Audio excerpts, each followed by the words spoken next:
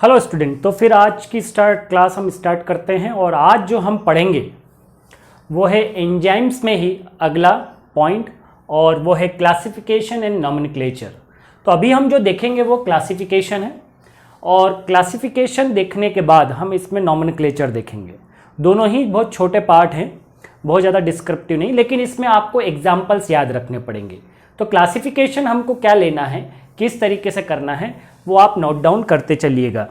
ठीक है, तो हम स्टार्ट करते हैं क्लासिफिकेशन से। तो क्लासिफिकेशन में हम सबसे पहले देखेंगे कि ऑन व्हाट बेसिस, किस बेसिस पे जो है वो क्लासिफिकेशन किया गया है। एंजाइम्स का जो क्लासिफिकेशन किया गया है वो एक यूनियन के द्वारा किया गया है। ठीक है, जैसे कि हम ऑर्गेनिक मॉलिक्यूल्स में भी नेमिंग पढ़ते हैं। ठीक है, तो हम उसको किस अकॉर्डिंग पढ़ते हैं? IUPAC के अकॉर्डिंग। किसके अकॉर्डिंग? IUPAC के अकॉर्डिंग। ठीक है, International Union of pure and applied chemistry के अकॉर्डिंग हम पढ़ रहे हैं। ऐसे ही एंजाइम्स का जब हम क्लासिफिकेशन और नॉमेनक्लेचर पढ़ते हैं तो वो एक यूनियन है इनकी भी, उसके अकॉर्डिंग पढ़ा जाता है। इसको बोलते हैं इंटरनेशनल यूनियन ऑफ बायोकेमिस्ट्री। ठीक है, क्या? IUB, international Union of biochemistry, इस नाम से हम इसको जानते हैं। इसका अभी नाम जो है वो फिर से चेंज हो गया है रिसेंटली, IUBMB हो गया है। ठीक है, तो international Union of Biochemistry and Molecular biology. ठीक है, ये दो वर्ड और जुड़ गए हैं इसमें, मॉलिक्यूलर बायोलॉजी।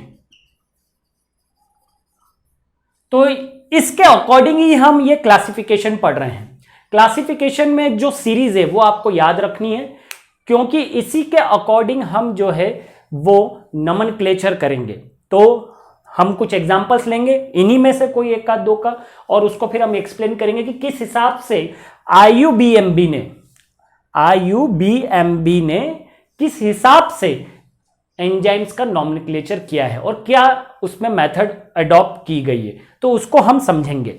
तो हम सबसे पहले देख लेते हैं कि क्लासिफिकेशन जो है वो किस तरीके से किया गया है। तो according to basis on the type of the reaction brought, मतलब किस तरह की रिएक्शन को कोई एंजाइम करता है, कैटेलाइज करता है। ठीक है, जिस हिसाब की रिएक्शन को कोई एंजाइम कैटेलाइज करता है, या हम बोलें कि जिस टाइप की रिएक्शन को एंजाइम कैटेलाइज करता है, उस टाइप के अनुसार हमने एंजाइम्स को क्लासिफाई किया गया है। एंजाइम को जो क्लासिफाई किया गया है अकॉर्डिंग टू द IUBMB, मैं यहां लिख दे रहा हूं। ठीक है, IUBMB, ठीक है, International Union of Biochemistry and Molecular biology.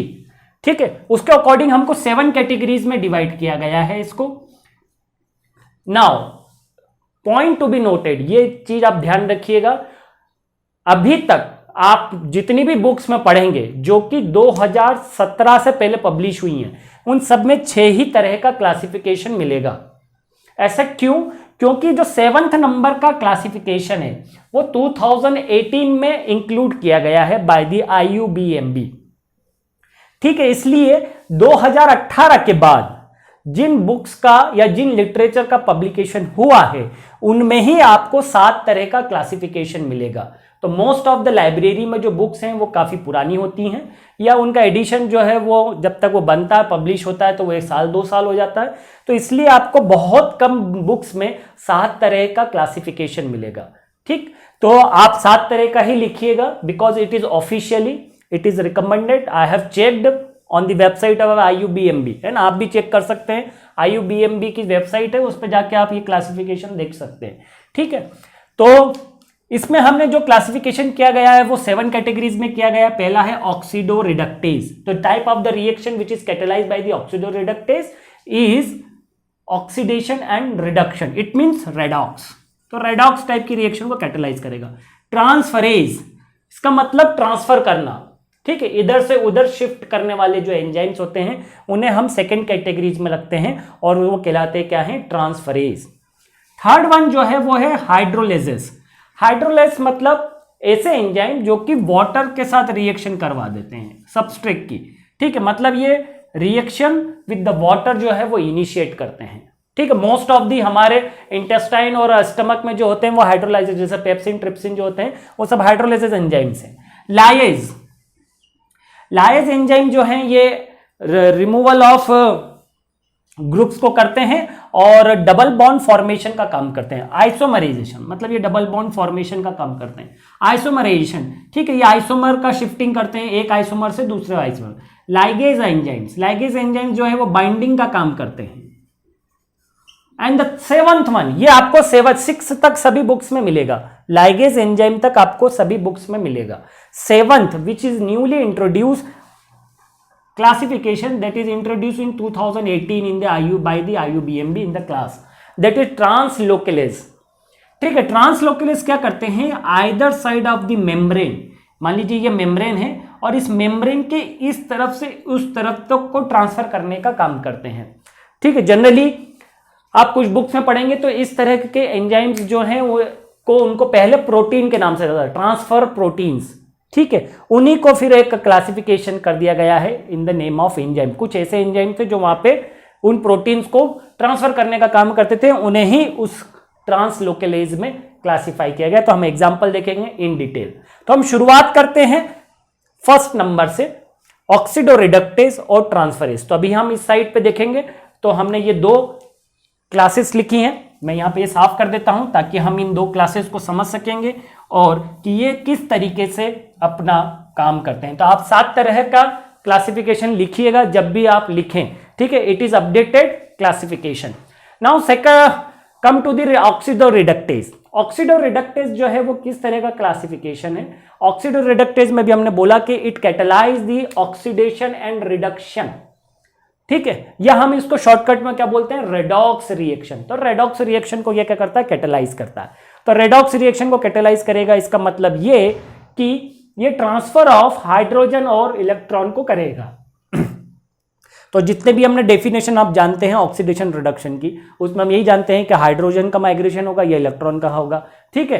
तो transfer of the hydrogen and electron between the substrate या सब्सटेंस का जो है काम करते हैं वो कौन करते हैं, ऑक्सीडोरिडक्टेज करते हैं। एग्जांपल्स ले लेते हैं हम इसके, ऐसे कौन से हैं, ठीक है, जो कि ऑक्सीडोरिडक्टेज टाइप के एंजाइम से, मतलब जो ऑक्सीडेशन और रिडक्शन कॉज करते हैं। तो सबसे पहला है अल्कोहल डिहाइड्रोजिनेज। अब there are number of dehydrogenase, मैंने यहाँ पे बहुत सारे ये वर्ड जो है आप जहां पे भी आए तो आप ये ध्यान रखिएगा कि ये सभी जो है वो रिडक्टेज ऑक्सीडोरिडक्टेज टाइप के एंजाइम्स होते हैं, मतलब ये ऑक्सीडेशन रिडक्शन कॉज करेंगे। तो alcohol dehydrogenase, lactate dehydrogenase, malate dehydrogenase, succinate dehydrogenase, those are number of dehydrogenase. तो आप इसमें से ये आपके मतलब आपको एक एक वर्ड याद रखना है डिहाइड्रोजिनेज और उससे आपके एग्जांपल्स बढ़ जाएंगे। और भी अदर है जैसे कि साइटोक्रोम ऑक्सीडेज, ठीक है, peroxidase, xanthine oxidase, there are number of enzyme. तो ये करते क्या है उसको हम देख लेते हैं। मैं आपको बताता हूं कि ये किस तरह के रिएक्शंस को गवर्न कर रहे हैं और किस तरह का रिडक्शन एंड ऑक्सीडेशन हो रहा है। तो मान लीजिए कि ये एक ए है, ठीक है, तो हम और एक बी के साथ रिएक्शन कर रहा है, तो ये इसका रिड्यूस फॉर्म है, ये ऑक्सीडाइज फॉर्म है। मान लीजिए जब रिएक्शन होगी तो यहां पे जो है ऑक्सीडोरिडक्टेज जो है वो रिएक्शन कॉज करेगा और ए जो है वो ऑक्सीडाइज हो जाएगा और बी जो है वो रिड्यूस हो जाएगा। So this is the interconversion reactions, ठीक है। तो इसमें जो सबस्ट्रेट थे वो अब इसका ऑक्सीडेशन और इसका रिडक्शन, तो दे आर रेडॉक्स टाइप के ऑफ रिएक्शन जो है वो ये गवर्न करेंगे। तो हम एक सिंपल फॉर्मूला लिया है हम ताकि हम इसका एक्सप्लेनेशन समझा सकें। आप भी इस तरीके से एक्सप्लेन कीजिएगा व्हाइल राइटिंग दी कंटेंट, जब भी आप एक्सप्लेन करें तो इस तरह का कंटेंट करिएगा। चलिए नेक्स्ट टाइप का हम लेते हैं और वो है कौन सा, ट्रांसफरेज एंजाइम। ट्रांसफरेज एंजाइम से हम नाम से जानते हैं कि ट्रांसफर ऑफ ग्रुप्स। अब यहां पे अभी हमने पढ़ा था transfer of hydrogen and electron, तो ट्रांसफरेज एंजाइम में आपको ये लाइन जरूर मेंशन करनी है जो मैंने यहां लिखी है, नो हाइड्रोजन और इलेक्ट्रॉन, मतलब ये हाइड्रोजन और इलेक्ट्रॉन के अलावा दूसरे ग्रुप्स और आयन को ट्रांसफर करते हैं, ठीक है। Generally they are transferring to the groups, ठीक है, कंपाउंड को ट्रांसफर करते हैं, जनरली इलेक्ट्रॉन और हाइड्रोजन को ट्रांसफर नहीं करते हैं, ठीक है। तो ये आप ध्यान रखिएगा, ट्रांसफरेज एंजाइम जो है वो हाइड्रोजन और इलेक्ट्रॉन के अलावा, ठीक है, ग्रुप्स को ट्रांसफर करते हैं, ठीक। तो ये ग्रुप्स नहीं है, पहली बात तो ये। तो transfer of groups from one substrate to the another. ठीक है, तो कौन किस तरह के ग्रुप्स, जैसे कि मिथाइल को करेंगे, फॉस्फेट ग्रुप को करेंगे, एसिटाइल ग्रुप को करेंगे, इथाइल को, अमाइनो को। ठीक है, तो there are the number of groups which are transfer. इसी के हिसाब से इनके एग्जांपल्स भी हैं, जैसे कि transaminase, transfer of amino group. ठीक है, transmethylase, transfer of methyl group. ठीक है, हेक्सोकाइनेज। ठीक है, तो हेक्सोकाइनेज एक ट्राइबल नेम है, तो ये जनरली ये जो ट्रांसफर करता है वो है फॉस्फेट ग्रुप का। ठीक है, किसका ट्रांसफर करता है? फॉस्फेट ग्रुप का। फॉस्फोरिलेज ये भी फॉस्फेट ग्रुप के ट्रांसफरिंग में आता है, दोनों में एक्सेप्टर डिफरेंट होते हैं।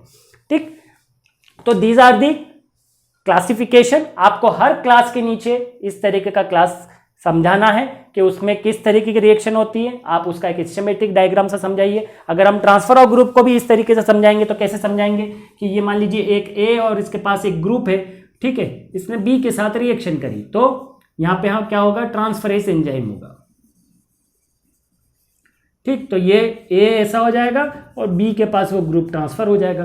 तो यहां पे ये जो हम देख रहे हैं, जैसे भाई मैं आपको बताता हूं, ये ग्रुप है, ठीक है, जो कि एक सबस्ट्रेट से, एक रिएक्टेंट से दूसरे रिएक्टेंट पे ट्रांसफर हो गया है। ठीक है, तो इसी को हम ऐसे रिएक्शन को क्या बोलते हैं? हम ट्रांसफरिंग वाली ग्रुप रिएक्शन बोलते हैं, जो कि कैटालाइज की जाती है किसके द्वारा? ट्रांसफरेंस एंजाइम के द्वारा। ऐसी रिएक्शन जो हैं जिसमें ग्रुप ट्रांसफर होता है एक रिएक्टेंट से दूसरे रिएक्टेंट पे, वो कैटालाइज कर दी जाती है किसके द्वारा? ट्रांसफरेंस के द्वारा। ठीक है, बायोलॉजिकल लेवल पे इस तरीके के एंजाइम्स मिलते हैं। चलिए, तो अब नेक्स्ट जो बचे हैं वो हमारे दूसरे एंजाइम्स बचे, दूसरे क्लासेस ऑफ एंजाइम्स बचे हैं, और इन क्लासेस को भी हम देख लेते हैं। तो हम स्टार्ट करेंगे थर्ड से। तो चलिए हम थर्ड पॉइंट ले लेते हैं, और वो है हमारा हाइड्रोलाइसिस। हाइड्रोलाइसिस क्या है? हाइड्रोलाइसिस कॉज करता है। हाइड्रोलाइसिस का मतलब क्या हो गया? मतलब reaction with water. So hydrolysis जो एंजाइम्स हैं वो कैटालाइज करते हैं ऐसी हाइड्रोलाइटिक रिएक्शंस को जो कि वाटर के साथ की जाती है। तो हाइड्रोलाइसिस का मतलब भी है कि ब्रेक डाउन। लाइसिस का मतलब क्या होता है? ब्रेक डाउन, टूटना। ठीक है, in the presence of hydro का मतलब क्या हो गया? वाटर के प्रेजेंस में। तो वाटर के प्रेजेंस में ब्रेक डाउन होने वाली रिएक्शंस जो हैं वो सभी जो कैटालाइज की जाती हैं वो हाइड्रोलाइसिस के द्वारा की जाती है। इसके बहुत कॉमन एग्जांपल्स हैं जो कि हम बहुत सारा पढ़ते हैं, जैसे कि lipase, pepsin, rennin, urease, amylase. ठीक है, तो जितनी भी हमारे एलिमेंट्री कैनाल के सारे ये एंजाइम्स हैं जो कि हमारी बॉडी में बहुत सारे मैक्रोमोलिक्यूल्स, जिसको हम बोलते हैं बायोमोलिक्यूल्स, लिपिड, कार्बोहाइड्रेट, उनका ये डिग्रेडेशन करते हैं बाय दी हाइड्रोलाइटिक रिएक्शंस। तो अगर हम इसको स्कीमेटिक डायग्राम से समझें तो मान लीजिए ये एक हमारा सबस्ट्रेट है, इसमें वाटर होगा तो ये टूटेगा, इसका ये ब्रेक डाउन, ये बॉन्ड जो है ये टूटेगा, और बॉन्ड टूटेगा तो that will be created some other molecules. ठीक है, तो वाटर के साथ रिएक्शन करने के कारण ये दो अलग मॉलिक्यूल्स में कन्वर्ट हो जाएगा। ठीक है, तो हमारा थर्ड वन भी हो गया हाइड्रोलाइसिस। अब हम हमारा fourth one, that is lysis. तो लाइसिस क्या है? It catalyse. अब इसका थोड़ा सा ध्यान रखिएगा, इससे मिलता जुलता है एक और सिक्स्थ नंबर का हमारा है, वो है लाइगेज। तो लाइगेज और लाइगेज जो है वो दोनों डिफरेंट है। ठीक है, टोटली अपोजिट है। तो लाइगेज क्या है? They catalyse the reaction in which the removal of group from substrate takes place. मतलब कोई ग्रुप जो है वो कंप्लीटली रिमूव होगा किसी भी सबस्ट्रेट से या रिएक्टेंट से। ठीक है, जब ये रिमूव करेगा तो बाय क्लीविंग द बॉन्ड, वो उस बॉन्ड को, उस ग्रुप के और उस रिएक्टेंट के बीच के बॉन्ड को क्या करेंगे? तोड़ेगा। तो जैसे जो बॉन्ड टूटते हैं, जैसे कैसे? कार्बन और कार्बन के बीच का बॉन्ड, कार्बन ऑक्सीजन का बॉन्ड, कार्बन नाइट्रोजन का बॉन्ड, कार्बन सल्फर का बॉन्ड, या फिर और कोई दूसरे बॉन्ड जो है वो तोड़े जाते हैं। जब ये बॉन्ड तोड़ता है तो they are forming the double bond. ये क्या करते हैं? ये डबल बॉन्ड फॉर्मेशन को करते हैं। ठीक है, तो इसको अगर हमको समझना हो तो हम इसको एक स्कीमेटिक डायग्राम में इसका भी बना देता हूं कि कैसे होगा। तो मान लीजिए ये एक ए और ये बी है। ठीक है, इससे मान लीजिए ये एक्स, हम इसको ऊपर लिख लेते हैं वापस से थोड़ा सा ताकि आप लोगों को दिखे भी सही। तो मान लीजिए ये एक्स है, ये वाई है। अब ये एक्स और वाई जो है ये ए और बी से जुड़े हुए हैं। ठीक है, ए और बी से जुड़े हुए हैं। तो हम इसको फिर जब यहां पे लाइज एंजाइम्स होंगे तो ये क्या करेंगे? They will cleave the bond. अब जो ए और बी जो है वो डबल बॉन्ड में आ जाएंगे और एक्स और वाई जो है वो रिमूव कर देंगे। तो they are removing the groups which are attached to the reactants, ठीक है, and forming the double bond in the reactants, ठीक है। तो ऐसे कंपाउंड्स, कंपाउंड क्या, ऐसे एंजाइम्स को हम लाइज एंजाइम्स के उसमें कैटेगराइज करते हैं। ऐसे कौन से एंजाइम्स हैं जिनको हम इनके एग्जांपल्स लेते हैं, जैसे कि एल्डोलेज, फ्यूमरेज और डीकार्बोक्सिलेज। तो हम देख रहे हैं कि एल्डोलेज से एल्डोल ग्रुप जो है वो रिमूव होता है, फ्यूमरेज से वाटर मॉलिक्यूल रिमूव होता है, डीकार्बोक्सिलेज से जो कि कार्बन डाइऑक्साइड का रिमूवल होता है, ग्रुप जो है वो कार्बन डाइऑक्साइड ग्रुप जो है वो निकल जाएगा, जिसके कारण वहां पे डबल बॉन्ड का फॉर्मेशन होगा, ठीक। इसमें हम फिर लेते हैं फिफ्थ वन का जो है हमारा क्लास है in the enzymes that will B isomerase. Isomerase क्या कर रहा है, it catalyse the transfer of group with in the molecule. It means हम आइसोमरेज से जानते हैं कि हम ऑर्गेनिक केमिस्ट्री में आइसोमेरिज्म पढ़ते हैं, तो आइसोमेरिज्म में ही इंटर कन्वर्जन होना, एल आइसोमर का डी आइसोमर में कन्वर्जन होना, डी आइसोमर का एल आइसोमर, या कोई और आइसोमरिक होना। हम तो सिर्फ ऑप्टिकल की बात कर रहे हैं, डी और एल, या ज्योमेट्रिकल आइसोमेरिज्म करना, या पोजिशनल आइसोमेरिज्म में चेंजेस करना, ठीक है। स्ट्रक्चरल आइसोमेरिज्म जिसको हम बोलते हैं, बहुत तरह के होते हैं। तो स्ट्रक्चरल आइसोमेरिज्म करना, ऑप्टिकल या ज्योमेट्रिकल आइसोमेरिज्म में किसी भी तरह का आइसोमेरिज्म चेंजेस करना किसी भी मॉलिक्यूल में, वो किया जाता है किसके द्वारा, आइसोमरेज एंजाइम्स के द्वारा। आइसोमरेज एंजाइम क्या करते हैं, ये ट्रांसफर ऑफ ग्रुप करते हैं विद इन द मॉलिक्यूल, ठीक है। इसलिए हम इसको लिखते हैं इंट्रामॉलिक्यूलर ग्रुप ट्रांसफर, ठीक है। इंट्रा मतलब with in the molecule group transfer इसको बोला जाता है, ठीक है। तो इसको हम एग्जाम्पल ऐसे ले सकते हैं कि हमने एक डी फॉर्म लिया, ठीक है, और वो काय में एल फॉर्म में कन्वर्ट हो जा रहा है। इस तरीके से हम इसको लिख सकते हैं। इसके एग्जांपल्स क्या क्या हैं, इसके एग्जांपल्स हम देख लेते हैं। इसका एग्जांपल है जैसे कि फॉस्फोहेक्सो आइसोमरेज, ये ध्यान रखिएगा, ये ग्लाइकोलाइसिस में आएगा, है ना, फॉस्फोहेक्सो आइसोमरेज, ठीक है। तो फॉस्फेट ग्रुप का ट्रांसफर करेगा, हेक्सोज शुगर का आइसोमरिज्म कर देगा, मतलब ग्लूकोज को फ्रक्टोज में और फ्रक्टोज को ग्लूकोज में कन्वर्ट करता है। एपीमरेज, ठीक है, और ट्रांसफॉस्फोट आइसोमरेज, ठीक है, ट्रायोज फॉस्फेट आइसोमरेज जो है, तो ये ट्रायोज शुगर में होता है, ठीक है। ये भी हम ग्लिसरॉल्डिहाइड 3 फॉस्फेट जब पढ़ते हैं तब हम देखते हैं कि वो डाइहाइड्रोक्सी एसीटोन में कैसे इंटर कन्वर्टेड होता है, ठीक। तो ये आप ध्यान रखिएगा, ये एंजाइम्स जो है ये बाद में भी जब हम मेटाबॉलिज्म वाला टॉपिक कवर करेंगे तब ये आएंगे। अब हमारे इसमें हमने 7 क्लासेस करी थी, ठीक है। तो 7 क्लासेस में हमने 3rd हो गई, 4th हो गई और यहाँ पे 5th हो गई। अब हमारे पास 2 क्लासेस बची हैं, तो हम उनको हम देख लेते हैं और उसके बाद हम ये वाला टॉपिक हमारा क्लासिफिकेशन खत्म हो जाएगा। तो जो 6th नंबर का हमारा एंजाइम का क्लासिफिकेशन है वो है कौन सा, लाइगेजेस। लाइगेजेस का मतलब क्या होता है, लाइगेजेस का जो वर्ड बना है वो है बना है लाइगेट से, और लाइगेट का मतलब होता है टू बाइंड, मतलब ऐसे एंजाइम्स जो कि बॉन्ड फॉर्मेशन का काम करते हैं, ठीक है, बॉन्ड फॉर्मेशन का काम करेंगे। तो ऐसी एंजाइम जो रिएक्शन कैटेलाइज करेंगे जनरली वो सिंथेटिक रिएक्शन होगी, कुछ फॉर्मिंग करेंगे, ठीक है, या कंडेंसेशन रिएक्शंस होंगी in which the joining of the 2 molecule takes place, ठीक है, 2 मॉलिक्यूल्स आपस में ज्वाइंट होंगे, ठीक है, by the expense of energy. Energy हमारी बॉडी में किस फॉर्म में रहती है, एटीपी के फॉर्म में रहती है, तो वो एटीपी को खर्च करेंगे और बॉन्ड फॉर्मेशन करेंगे। तो ऐसे एंजाइम जो बॉन्ड बनाते हैं वो किन किन मॉलिक्यूल्स के बीच में बॉन्ड बनता है, वो बनता है कार्बन कार्बन के बीच में, या कार्बन नाइट्रोजन के बीच में बॉन्ड फॉर्मेशन करेंगे, या कार्बन सल्फर के बीच में बॉन्ड फॉर्मेशन करेंगे, या कार्बन ऑक्सीजन के बीच में बॉन्ड फॉर्मेशन करेंगे। तो ऐसे एंजाइम्स के एग्जाम्पल क्या क्या है, इसका एग्जाम्पल है ग्लूटामीन सिंथेटेज, ठीक है, डीएनए लाइगेज, ये तो आप सभी जानते होंगे, बहुत इंपॉर्टेंट है एंजाइम है जो कि डीएनए एप्लीकेशन में यूज होता है, डीएनए लाइगेज एंजाइम, तो है ना। और दूसरा जो है वो क्या है, सक्सिनेट थायोकाइनेज। तो these are the ligase enzyme which form the bond between the 2 molecules. तो अगर हम इसको ऐसे डायग्रामेटिक रिप्रेजेंटेशन से समझेंगे तो कैसे समझेंगे कि ये A प्लस B है, ठीक है, ये आपस में बना रहे हैं A प्लस B बॉन्ड। तो ये 2 रिएक्टेंट है, इन दोनों के बीच में क्या बन गया, बॉन्ड बन गया, ठीक है, by the expense of the ATP. तो एटीपी जो कन्वर्ट हो जाएगा वो काय में हो जाएगा, एडीपी प्लस पीआई में, ठीक है। तो हम कुछ इसको इस तरीके से रिप्रेजेंटेशन कर सकते हैं।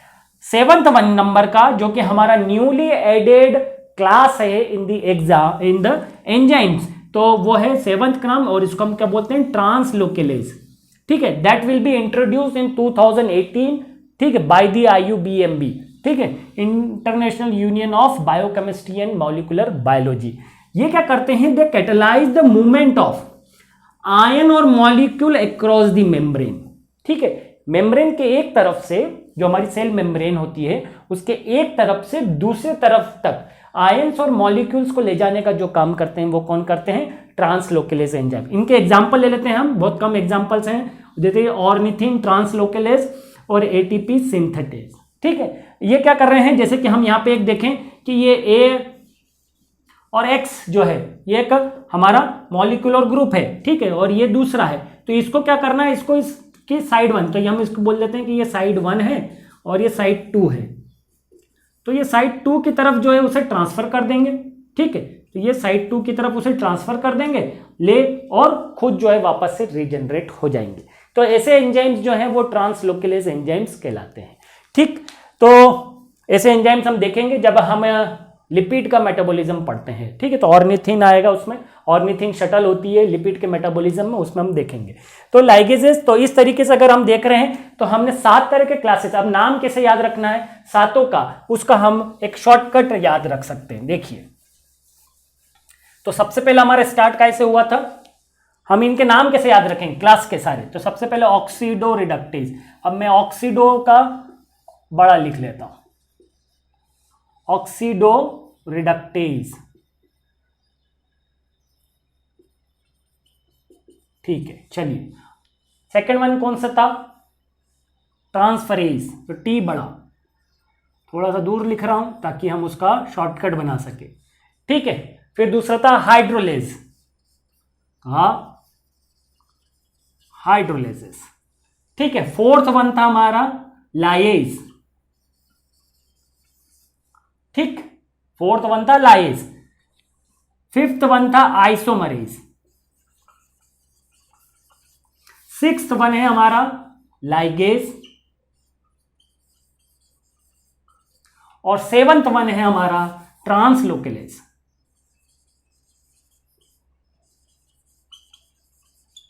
तो इस तरीके से अगर हम इसको शॉर्टकट अगर आपको बना के याद रखना है तो ऐसा है,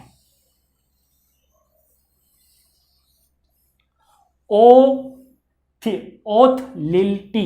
ठीक है, कैसे, ओथ लिल टी। ठीक है, that is a shortcut to remember the classes of enzymes. पहले तो ओथ लिल था सिर्फ, अब ये टी जो है चूंकि नया आ गया है इसलिए 7 क्लासेस हो गया है। तो और oxido reductase, transferase, hydrolase, lyase, isomerase, ligase और ट्रांसलोकेलेज। ठीक है, they are the 7 classes of the enzymes. तो हमारा यहाँ पे क्लासिफिकेशन खत्म होता है। अब हम देखते हैं इसका नोमेनक्लेचर कैसे किया जाता है। चलिए, तो अब हम देख लेते हैं कि एंजाइम्स का नोमेनक्लेचर जो है वो किस तरीके से किया जाता है। एंजाइम्स के नोमेनक्लेचर को हम 2 तरीके के उसमें बांट दिए हैं, एक है जनरल नोमेनक्लेचर और एक है सिस्टमेटिक नोमेनक्लेचर या कोडिंग ऑफ द नोमेनक्लेचर। ठीक है, तो हम कोडिंग बाद में समझेंगे, पहले हम जनरल वे देख लेते हैं। तो जनरल जो वे है उसमें हम कैसे बताएंगे कि इसको हमने फिर से 2 तरीके से क्लासीफाई किया है। एक है ट्राइवल नेम्स। ट्राइवल नेम्स में जो हमको नाम है वो हमको दिखेंगे तो हमको पता नहीं चलेगा कि ये किस तरीके की रिएक्शन को कैटालाइज करते हैं या किस तरह के सबस्ट्रेट पे कैटालाइज करते हैं, तो कोई रिलीवेंस नहीं है। ठीक है, इन नाम्स का, जैसे ट्रिप्सिन, पेप्सिन का कोई रिलीवेंस ने हमको पता नहीं चल पाता है। तो ऐसे नेम्स को हम क्या बोलते हैं, ट्राइवल नेम्स बोलते हैं। मतलब जो चलन में है, जो चलते आ रहे हैं काफी समय से और जो यूज होते आ रहे हैं, हमने उनको वैसा का वैसे ही यूज करते जा रहा है। ठीक है, तो ये किस बेसिस पे रखे गए थे, हो सकता है जब ये इन्वेंट हुए हों तो साइंटिस्ट के नाम पे रखे गए या कोई प्रोसेस हो या कोई उसका बेस रहा हो। ठीक है, जो भी रहा हो, लेकिन इनका कोई रिलेवेंस नहीं है, ना तो सबस्ट्रेट से ना टाइप ऑफ रिएक्शन से। अगर हम इसको देखें तो ये हाइड्रोलाइजेज एंजाइम्स हैं, तो ये कहीं भी हमको नहीं दिखते। तो बेस्ड ऑन द, दूसरा जो तरीका है वो है based on the reaction catalyse and the substrate पे। तो based on the reaction catalyse, तो जब रिएक्शन कैटालाइज पे बेस पे करेंगे तो हम उसमें जो रिएक्शन को वो कैटालाइज करता है उसको हम प्रीफिक्स में यूज करेंगे, और सफिक्स में हम जो वर्ड लगाएंगे वो क्या है, ASE। ये ध्यान रखिएगा, सफिक्स में हम कौन सा वर्ड लगा रहे हैं, ASE। तो ऑक्सीडेशन रिएक्शन को ये कैटालाइज करता है, लेकिन हमने इसको यहां से इसमें लास्ट में जो वर्ड लिया है वो क्या, उसको रिप्लेस कर दिया है ASE से। तो मोस्ट ऑफ द एंजाइम्स में आपको ऐसा ही मिलेगा, जैसे कि हम यहाँ पे भी देखेंगे कहीं पे, जैसे कैटलेज, ठीक है, ऑक्सीडेज, तो ऑक्सीडेज हो गया ASE, ठीक है। सबस्ट्रेट बेसिस पे, तो सबस्ट्रेट जो है वो आगे लिख दिए जाते हैं समटाइम्स, ठीक है। तो जैसे कि ग्लूकोज ऑक्सीडेज, मतलब ये ऑक्सीडेशन कर रहा है किसका, ग्लूकोज का, ठीक है। यहाँ पे लिखा हुआ है डिहाइड्रोजिनेस, ये ऑक्सीडो रिडक्टेज एंजाइम है। डिहाइड्रोजिनेस जितने भी होते हैं ऑक्सीडो रिडक्टेज, ये किसका कर रहा है, पाइरूवेट का। तो जो सबस्ट्रेट का नाम है वो हमेशा हम इसके भी नाम के आगे, जिस जो टाइप ऑफ रिएक्शन कैटेलाइज करता है उसके नाम के आगे लिख देते हैं, या उसमें मर्ज भी कर दिया जाता है समटाइम। तो these are the general way of class nomenclature of a enzyme. इसमें हम एक नॉर्मल तरीके से एंजाइम्स को क्लासिफाई कर रहे हैं, कोई रूल्स रेगुलेशन इसमें नहीं है, ठीक है। कभी हम इसको, कभी ऑक्सीडेज जो है वो सिंपल लिख दिया जाता है, कभी सबस्ट्रेट के नाम से लिख दिया जाता है, कभी ट्रैवल नेम से, जिसका कोई सोर्स का पता नहीं है कि ये नाम किस बेसिस पे रखा गया था। दूसरा जो क्राइटेरिया है वो है सिस्टमेटिक, मतलब अब इसमें रूल्स और रेगुलेशन होंगे, ठीक है, रूल्स होंगे, क्योंकि हम कोई नाम दे रहे हैं तो उसका कुछ क्राइटेरिया होगा, कुछ कारण होगा, ठीक। तो ये जो नियम दिए गए हैं ये किसके अकॉर्डिंग दिए गए हैं, IUBMB, international Union of Biochemistry and Molecular biology के अनुसार हम ये नॉमेनक्लेचर कर रहे हैं। इस नॉमेनक्लेचर को जब हम करते हैं तो इसमें एक यूनिक आइडेंटिफिकेशन नंबर दिया जाता है हर एंजाइम को, हर एंजाइम को एक यूनिक आइडेंटिफिकेशन नंबर दिया जाता है। इस नंबर को हम बोलते हैं EC नंबर। क्या बोला जाता है, EC नंबर, ठीक है। EC का नंबर का मतलब होता है एंजाइम कमीशन नंबर। क्या नाम है इसका, एंजाइम कमीशन नंबर, है ना, 2 मिनट, एंजाइम कमीशन नंबर, ठीक है। तो एंजाइम कमीशन नंबर ही को हम क्या बोल रहे हैं, EC नंबर। EC नंबर जब किसी को अलॉट करते हैं तो उसके 4 क्राइटेरियाज हैं। पहला जो होगा वो नंबर जो होगा उसमें पहला नंबर जो इंडिकेट करेगा वो मेजर क्लास को करेगा। तो हमने 7 तरह की क्लासेस पढ़ी थी, ठीक है, जिसको हमने शॉर्टकट में लिखा था ऑथ, लिल, टी, ठीक है, ठीक है, oxidoreductase, transferase, hydrolase, lyase, isomerase, ligase और ट्रांसलोकेज, ठीक है। तो ऑथ, लिल, टी को जो है वो पहले जो नंबर होगा वो हमेशा ये बताएगा कि ये किस मेजर क्लास से आया है, इन 7 में से किस मेजर क्लास से आया है। दूसरा जो नंबर होगा वो उस मेजर क्लास की सब क्लास को बताएगा, ठीक है, कि ये जो नंबर इंडिकेट करेगा ये क्या करेगा, सब क्लास को, कि ऑक्सीडो रिडक्टेज का सब क्लास। फिर तीसरा जो नंबर रहेगा वो क्या इंडिकेट करेगा, सबके भी सब क्लास को करेगा। जनरली ये दोनों जो हैं ये एक और चीज इंडिकेट करते हैं, वो है एक्सेप्टर और डोनर, है ना, कि किसको किस सबस्ट्रेट के किस पे अफेक्ट किया है, और उसको फिर जब वो ट्रांसफर हो रहा है या रिडक्टेज हो रहा है या कुछ भी जहां पे भी वो मूवमेंट हो रहा है तो वो कौन रिसीव भी कर रहा है। तो जनरली ये दो हैं, वो एक्सेप्टर और डोनर जो है वो उसको रिप्रेजेंट करते हैं। तो ये जनरली डोनर को रिप्रेजेंट करता है, जनरली एक्सेप्टर को रिप्रेजेंट करता है। यूनिक कोड नंबर, जो 4th नंबर डिजिट होती है वो क्या रिप्रेजेंट करती है, यूनिक कोड, एक स्पेशल नंबर दिया जाता है उस एंजाइम को, ठीक है। इससे मतलब कि ये जो EC नंबर है ये 4 डिजिट का होता है। कितने डिजिट का, 4 डिजिट का होता है, और ये यूनिक होता है हर एंजाइम के लिए। ये 4 डिजिट का जो EC नंबर है ये यूनिक होता है। हम एक एग्जांपल लेते हैं, आपको एग्जांपल से समझ में आ जाएगा कि ये किस तरीके से हम इसको एक्सप्लेन करते हैं। जैसे कि मैंने एग्जांपल लिया है अल्कोहल डिहाइड्रोजिनेज, इसका EC नंबर है 1111, ठीक है। तो ये तो सिंपल है, आपको याद भी, अगर एग्जांपल भी याद रखना पड़ा तो ये आप आराम से याद भी रख सकते हैं, ठीक है। तो अल्कोहल डिहाइड्रोजिनेज जो है इसमें जो ये पहला नंबर है, तो पहला नंबर किस चीज को दिखाता है, मेजर क्लास को। तो नंबर 1 क्लास कौन सी है, ऑक्सीडो रिडक्टेज, तो इसका मतलब ये एक ऑक्सीडो रिडक्टेज टाइप का एंजाइम है। दूसरा जो नंबर है वो किसको रिप्रेजेंट करता है, सब क्लास को, ठीक है। अब इस ऑक्सीडो रिडक्टेज के अंतर्गत सब क्लासेस है, वो हम क्लासिफिकेशन में नहीं लिखते, उसकी जरूरत नहीं है हमको, है ना। तो आप तो बस यहां पे याद भी कर लीजिएगा। तो ये दूसरा जो है ये बता रहा है it acting on CHOH group of donor. तो मैंने आपको पहले ही बताया था, यहां पे एक डोनर को रिप्रेजेंट करता है, एक एक्सेप्टर को रिप्रेजेंट करता है। जो थर्ड है वो क्या बता रहा है, एक्सेप्टर NAD और NADP+, it's the acceptor for the transfer this in this case. तो जो भी हाइड्रोजन ऑक्सीडो रिडक्ट है तो हाइड्रोजन और इलेक्ट्रॉन का ट्रांसफर करेगा, तो ये डोनर होगा इस तरीके का ग्रुप और ये एक्सेप्टर होगा इस तरीके का ग्रुप। इससे हमको ये पता चलता है। और ये जो लास्ट का 1 लिखा है ये स्पेसिफिक नंबर और नेम को आइडेंटिफिकेशन करने के लिए है। तो इस तरीके से 4 डिजिट से हम ये पता लगा सकते हैं कि ये कौन सा एंजाइम है, किस तरह की क्लास से आता है, इसमें सबस्ट्रेट कौन सा है, एक्सेप्टर कौन सा है, कहां पे गया उससे। ठीक है, हम एक और एग्जांपल ले लेते हैं। मैं आपको एक और एग्जांपल बताता हूं इसमें, और वो है हेक्सोकाइनेज का।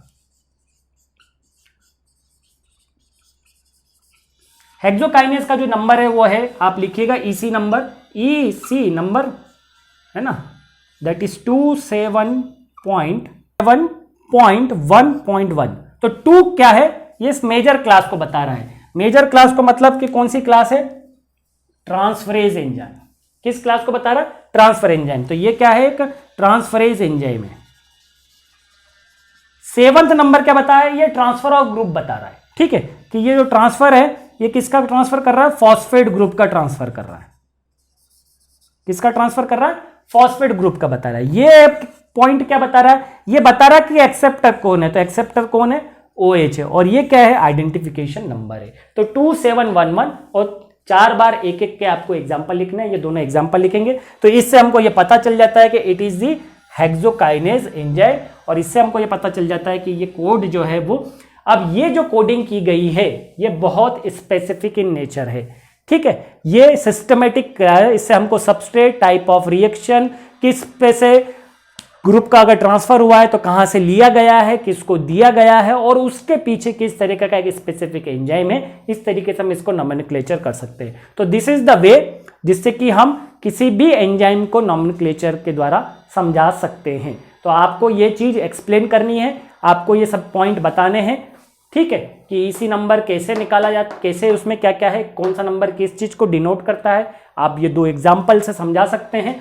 ठीक, और यहाँ पे ट्रैवल्स नेम और कॉमन नोमेनक्लेचर। तो कॉमन नोमेनक्लेचर में आपको प्रीफिक्स, जनरली सबस्ट्रेट का नाम आगे लिखते हैं और पीछे में ASE वर्ड लगाया जाता है। तो दिस इज द समरी। हमने ये पूरा क्लासिफिकेशन और नोमेनक्लेचर जो है वो कंप्लीट कर लिया है। ठीक है, अब अगले उसमें हम देखेंगे प्रॉपर्टीज ऑफ एंजाइम।